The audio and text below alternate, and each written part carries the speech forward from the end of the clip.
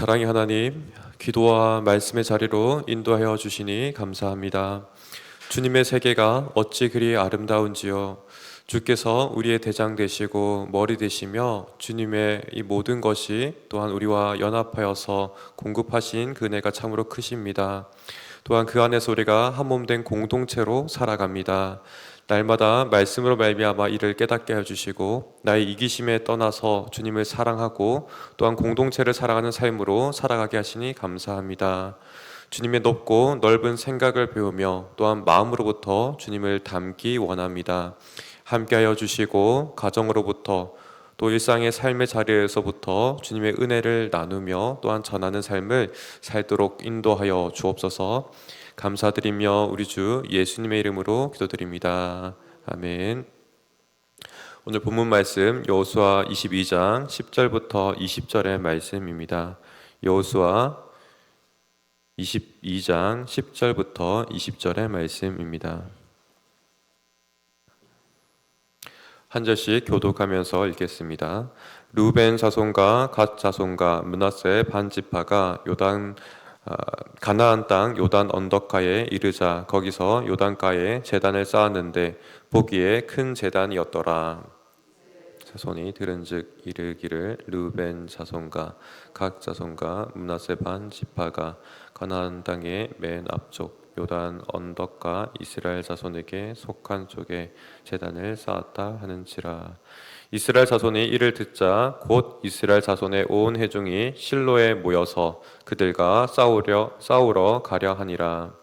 이스라엘 자손이 제사장 엘르아살의 아들 비느하스를 땅으로 보내어 루벤 자손과 갓 자손과 므낫세 반 지파를 보게 하되 이스라엘 각 지파에서 한 지도자씩 10 지도자들을 그와 함께 하게 하니 그들은 각기 그들의 조상들의 가문의 수령으로서 이스라엘 중에서 천부장들이라.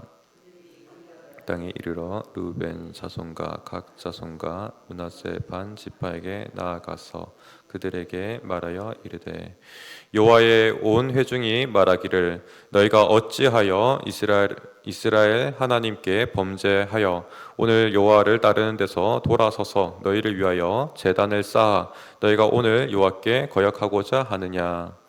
보울의 죄악으로 말미암아 여호와의 회중의 재앙이 내렸으나 오늘까지 너희가 그 죄에서 정결함을 받지 못하였거늘 그 죄악이 우리에게 부족하여서 오늘 너희가 돌이켜 여호와를 따르지 아니하려고 하느냐. 너희가 오늘 여호와를 배역하면 내일은 그가 이스라엘 온 회중에게 진노하시리라.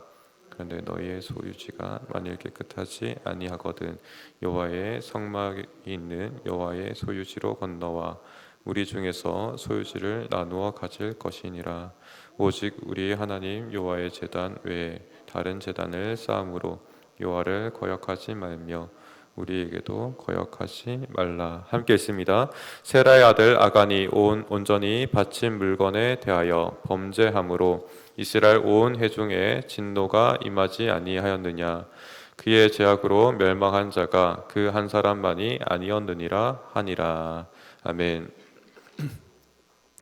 여호수아 22장의 이 말씀은 레위 지파의 삶의 또 생활 터전을 나누었던 것들을 기억하실 텐데요. 그 이후에도 또 모든 땅 지파별로 땅을 분배한 이후에도 이 상황이 이제 진행되는 겁니다. 모든 상황이 다 마친 다음에 벌어지는 상황이라는 것이죠. 전쟁도 그치고 땅 분배도 다 마친 다음에 한 가지 일이 더 남았는데 그것은 동쪽 지파를 돌려보내는 일이었습니다. 동쪽 지파는 잘 아시겠지만 루벤, 갓, 또 므낫세 반 지파를 가리킵니다. 루벤과 갓 자손이 모세에게 동쪽 땅을 요청하였지요. 그 가운데 이 요청을 받아들이되 다만 서쪽을 정복하는 과정을 함께 해야 된다 이렇게 못을 박았습니다. 여인들과 자녀들만을 동쪽에 남겨둔 채 장정들은 서쪽으로 건너와서 전쟁을 수행했습니다. 때로는 성봉에 서기도 하였고 참으로 헌신적으로 이 전투를 수행하였습니다. 이렇게 동고동락했던 지파를 이제 모든 것을 마쳤기 때문에 집으로 돌려보낸 일이 22장으로서 시작하면서 새로운 막을 열고 있습니다.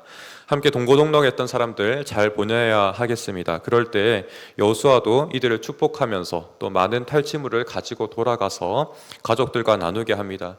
여기까지 보면 참으로 아름다운 성별입니다. 그러나 10절에서 뜻밖의 갈등이 벌어지고 있습니다. 동쪽 지파들이 요단 강가에 제단을 쌓음으로 말미암아 이 갈등이 벌어졌습니다. 이 제단의 위치는 구체적으로 어딘지는 알기가 어렵습니다. 다만 강을 기준으로서 서쪽인지 동쪽인지 많은 사람들이 의견을 분분하게 의논하였지만 아직 명확하진 않습니다. 제가 보기에는 NIV나 여러 번역들 또 문맥상을 조금 더 자연스럽게 본다면 요단의 서쪽이 맞는 것 같습니다. 이를 정하여서 저는 말씀을 드리겠습니다. 즉 동쪽 지파들이 요단강을 건너기 전에 제단을 큼지막하게 쌓고 갔다라는 겁니다. 이 제단이 이제 서쪽 지파들에게도 소문이 퍼졌겠죠. 소문이 일파만파로 퍼졌습니다. 이후에 다시금 서쪽 지파들이 이를 놓고서 이제 함께 모이게 됩니다. 실로로 모이게 되었고 12절을 보게 되면 이 실로에 모였던 분위기가 어떠했는지 잘 나타납니다. 마치 저는 소리가 들리는 것처럼 느껴집니다. 싸우러 가자 이런 목소리가 들리고 있습니다. 상당히 격양되었고 모인 사람들의 분노가 상당하였습니다. 왜 이토록 살벌한 분위기가 되었을까요? 신명기 12장 13절에서 14절을 보게 되면 지정한 한 곳에서 제사를 드릴 것을 하나님께서 규정했기 때문입니다. 이를 지키고자 실로를 선정하였고 예배의 장소를 세웠습니다. 그렇기에 동쪽 지파들의 이 행동을 다르게 생각한다면 하나님의 지정한 방식이 아니라 다른 방식으로서 예배를 드리겠다 이런 의도처럼 보여질 수 있는 겁니다. 그렇기 때문에 결국은 하나님이 지정하신 방식이 아닌 다른 방식을 따르었기 때문에 결국은 그 섬기는 대상 또한 달라질 수밖에 없겠죠. 이런 측면에서 심지어 배교의 문제까지 지금 느끼고 있는 것입니다. 한 가지 다행인 점은 이토록 분노하였지만 이들이 감정대로 행동하지 아니하고 자제력을 발휘했다는 것입니다. 잘 소통하는 집단의 특징이기도 합니다. 감정대로 행동하지 않고 차분하게 상황을 파악하려는 모습입니다. 그래서 조사하는 조사단을 보냅니다. 그 대표로서 비느하스가 선정됩니다.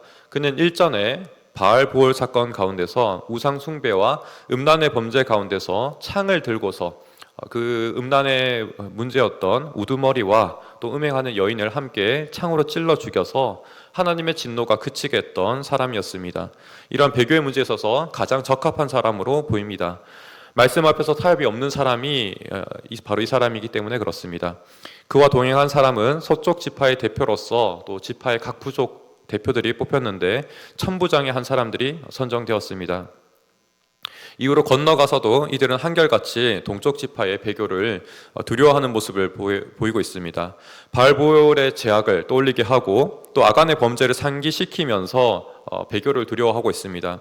다른 제단에 의미하는 바는 이처럼 단순한 문제가 아니라는 것이죠. 예배의 문제이고 또 사소한 오류처럼 우리는 생각할 수 있지만 결코 사소한 것이 아니라 온 민족의 운명이 함께 결정될 수 있는 심각한 문제라는 겁니다.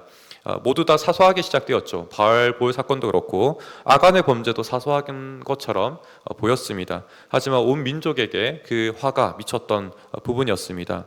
하나님의 섬김에 있어서도 이처럼 정확해야 된다는 것을 보여주고 있습니다. 오늘 본문의 범위는 아니지만 21절 이하로 뒤이어지는 내용을 보게 되면 그 실상은 사실 배교가 아니었음을 드러나게 되지요. 제사를 위한 목적도 아니었다라고 이들이 분명하게 이야기하고 있습니다. 그들이 목적한 것은 바로 요단강이 지리적으로는 서편과 또 동편으로 나눠졌지만 바로 이 지리적인 장벽과 같은 요단강이 또 서로의 마음의 거리를 멀게 할까봐 염려하였던 것입니다. 지금 당장은 아니겠지만 후손들의 대를 거치게 되면 그만큼 멀어져서 마침내는 서로가 남남이 되지 않을까 이런 두려움이 있었다라는 겁니다. 그래서 마침내는 이 동편 쪽에 있는 사람들이 약속의 자녀의 지위를 잃어버리고 또 거부당하는 것이 아닐까 하는 그런 두려움이 있었다는 겁니다. 이를 막기 위해서 증거의 재단으로서 쌓았다라는 것입니다. 이는 충분히 우리가 수용할 수 있는 이야기죠. 이런 결론과 더불어서 재단의 위치 또한 동쪽이 아니라 서쪽을 세운 것이 참 타당하다 이렇게 생각되어집니다. 왜냐하면 제사를 드리는 목적이라면 자신들의 땅과 가까운 동편에 짓는 것이 마땅했을 것입니다. 그런데 이것이 아니라 증거의 개념으로 세웠다면 서편 사람들에게 보여되는 것이 중요하였을 것이고 서쪽이 맞는 위치라는 것입니다. 이런 가운데 오늘 본문에서 우리가 주목할 부분은 설명되지 않는 문제로 생긴 갈등이라고 할 수 있겠습니다. 서편과 동편 서로 대화하지 않는 그 상황 가운데서 이 갈등이 벌어졌고 그럴 때 우리가 어떻게 갈등을 풀어가야 되는가, 바로 이런 부분들이 초점할 부분입니다. 아주 특이한 것은 본문 중에서 이러한 갈등이 실제로 요단강이 한몫을 했다라는 겁니다. 서로 단절된 만큼, 멀어진 만큼 대화하지 않았고 그로 말미암아 갈등이 생겼다라는 겁니다. 동쪽 지파가 걱정한 바대로 실제로 서쪽 사람들 또한 자신들을 구별하여서 생각하였다는 겁니다. 실로에서 모였을 때 이들은 어떻게 이야기했습니까? 자신들만을 가리켜서, 동쪽 지파들이 함께 모이지 않았는데도 불구하고 자신들만을 가리켜서 온 회중이라고 말합니다. 그리고 동쪽 지파를 만났을 때도 심지어 16절에서 이렇게 이야기합니다. 여호와의 온 회중이 말하기를. 여기서 온 회중은 무엇을 가리키겠습니까? 서쪽 지파들의 의견을 모아진 것을 말하는 겁니다. 이렇게 말하면서 자신들만이 하나님의 마치 적법한 계통인 마냥 표현하고 있습니다. 동쪽 지파는 이와 관련이 없다는 식으로 이야기하고 있는 것이죠. 바로 이런 부분에서 우리 또한 어떤 하나님과 같이 소월적으로 살아가는 사람들이 아니라 공간과 시간 속에서 살아가는 존재임을 깨닫게 됩니다. 그러나 또 특이한 것은 무엇입니까? 발볼 사건과 아간을 떠올리면서 동쪽 지파가 잘못이 곧 서쪽 지파 전체에게 잘못될 수 있다는 것을 이들이 깨닫고 있다는 겁니다. 특히나 이것은 대화하면서 서로의 거리가 가까워지면서 만나면서 이런 화해의 모습들이 이루어지고 있습니다. 이 교훈을 떠올리면서 그들이 말씀의 교훈을 통해서 동쪽과 서쪽이 서로 나눠지는 것이 아니라 다시금 하나라는 것을 깨닫고 있습니다. 아주 특이한 사건이고 또 아주 특이한 전개라고 말할 수 있습니다. 서로가 떨어지면서 갈등이 시작되었고 서로가 만나면서 갈등이 줄어들고 있습니다. 갈등을 먼저 유발한 사람은 분명 동쪽 지파일 것입니다. 먼저 이야기하고서 증거의 재단을 쌓았으면 어땠을까요? 오해를 살 일도 없었을 것이고 소란을 일으킬 일도 없었을 것입니다. 또 이런 갈등을 일으켰다 할지라도 서쪽 사람들은 싸우러 가자 이렇게 외치는 것이 아니라 마치 자신들만이 또 온 지파라고 말할 것이 아니라 먼저 대화를 하고 이야기하려는 자세들이 참 중요했을 것입니다. 그러나 이 모두를 뛰어넘어서 가장 중요한 것은 이들이 하나님의 말씀에 입각하여서 행동하였다라는 겁니다.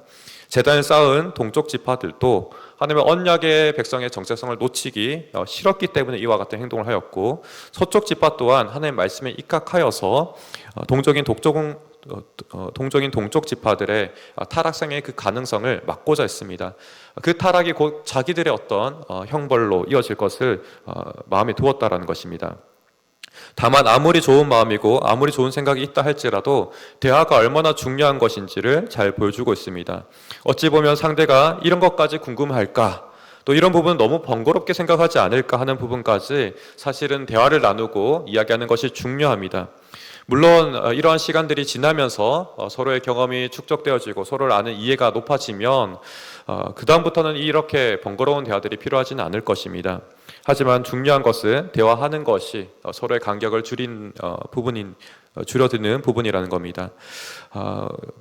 이런 부분은 사실 이스라엘 백성들을 놓고 본다면 교회 가운데서도 얼마든지 갈등이 벌어질 수 있다는 것들을 우리가 이해하게 됩니다. 우리가 다 믿는 신자이기 때문에, 또 주님을 아는 신자이기 때문에 갈등이 벌어지지 않는 것이 아니라 그럼에도 불구하고 얼마든지 갈등이 벌어질 수 있고, 다만 그 갈등의 문제는 우리가 서로 대화하지 않았기 때문에 벌어질 수 있다는 겁니다.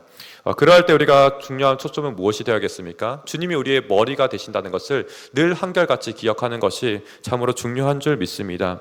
또한 그러할 때 우리가 한 몸 된 연합체라는 것을 또한 기억하는 것이 너무나 중요합니다. 저는 이 말씀을 준비하는 가운데 야고보서 5장 16절의 말씀이 기억이 났습니다.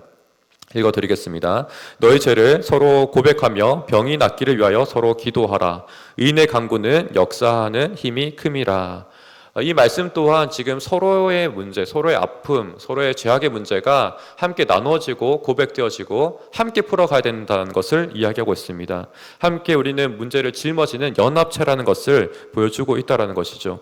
주님이 머리 되시고 우리는 몸으로서 하나라는 것이죠. 형제 자매의 병듦이 곧 우리의 문제이고 형제 자매의 범죄함이 곧 또 우리의 범죄함이라고 우리는 여겨야 합니다.